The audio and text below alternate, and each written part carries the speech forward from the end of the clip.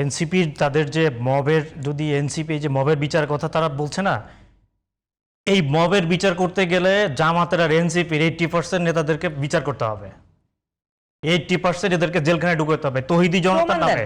এবং এনসিপির বড় বড় নেতারা ওপেন ফেসবুকে স্ট্যাটাস দিয়ে যে আসো ধানমন্ডি 32-এ, এটা কি দেশের মানুষ ধানমন্ডি 32-এ বুলডোজার পাঠাইছে জানেন? ঢাকা শহরের প্রিন্স অফ ঢাকা। না, প্রিন্স অফ ঢাকা বলে কথা না, আমরা এভিডেন্স আমরা এনসিপির নেতাদের ফেসবুক স্ট্যাটাস সেটাকে আমরা সেটাকে আমরা এভিডেন্স হিসেবে নিতে চাই। তারা ওপেন ফেসবুকে স্ট্যাটাস দিয়ে বলেছে যে আসো ধানমন্ডি 32-এ। কে নামটা বলেন?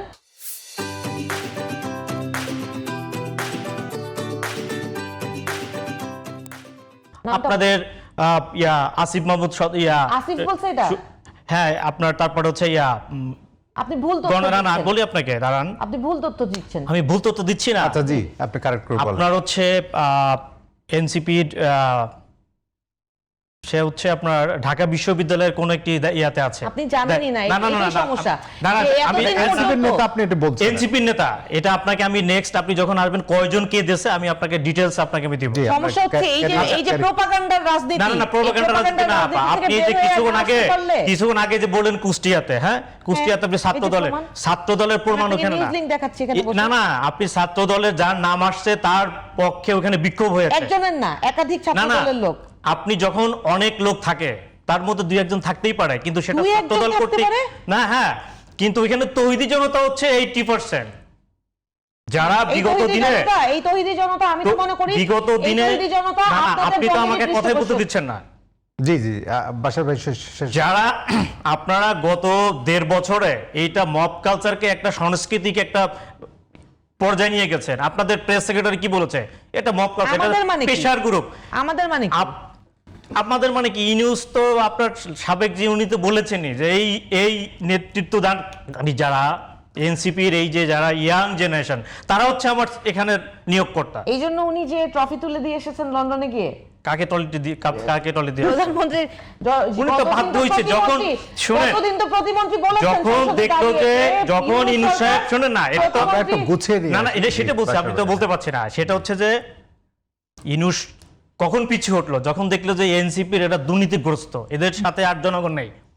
আপনার মনে থাকবার কথা দাদা, প্রথম তাদের যে পরিমাণ ঝড় এই যে ফেসবুকে, এই যে দেখেন, হ্যাঁ এখানে যুগান্তরে স্পষ্ট করে লিখেছে কুষ্টিয়ায় কথিত পীরকে পিটিয়ে হত্যা, হামলায় সামনের সারিতে ছাত্রদল নেতা কর্মী। আপনি যদি এরকম অনেক সারি ছিল না না, আপনি যদি এরকম পত্রিকার উদাহরণ দিতে বলেন তাহলে এরকম পত্রিকার উদাহরণ অনেক, এই ছবি সহ দেখাচ্ছি, দেখেন। আমরা শেষ করি যেখানে আপনার এনসিপির নেতারা, আপনি বলছেন ধানমন্ডি 32-এ দেখান এনসিপির নেতা।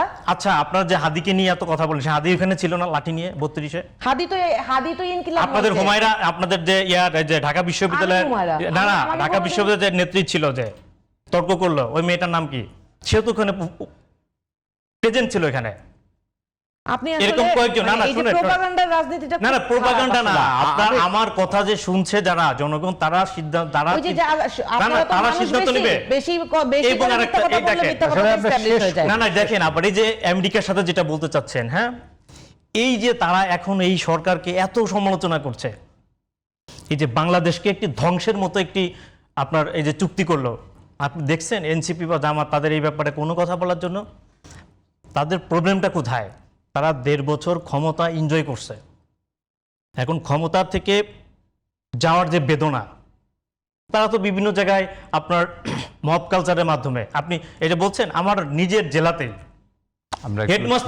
হেডমাস্টারকে তারা সমন্বয়করা এসে তাদেরকে বিতাড়িত করে দিয়ে আরেকজনকে বসেছে। এরকম শত হাজার মানে ঘটনা। একটা ভালো রাজনৈতিক সংস্কৃতি প্রত্যেকের জায়গা থেকে কামনা করি। এখন প্রবলেমটা যেটা হচ্ছে যে হ্যাঁ, সরকার যে 100% আপনার সফলতা নিয়ে কাজ করতে পারবে এটা বাংলাদেশের কোনো সরকারই পারবে না। আমি তো আমার প্রথম দোষ ত্রুটিগুলো ধরার জন্য বিরোধী দলের থাকতে হবে, কিন্তু সেটার হচ্ছে যে আপনার বাস্তবতা তো থাকতে হবে, ভিজিবিলিটি নিয়ে আপনাকে কথা বলতে হবে। কিন্তু আপনি যদি একদম ঢালাওভাবে বলে দিচ্ছেন সব, আর সংস্কারের কথা যখন আসে তখন আবার দেখেন তারা তখন ফেসিবাদের কথা বলে।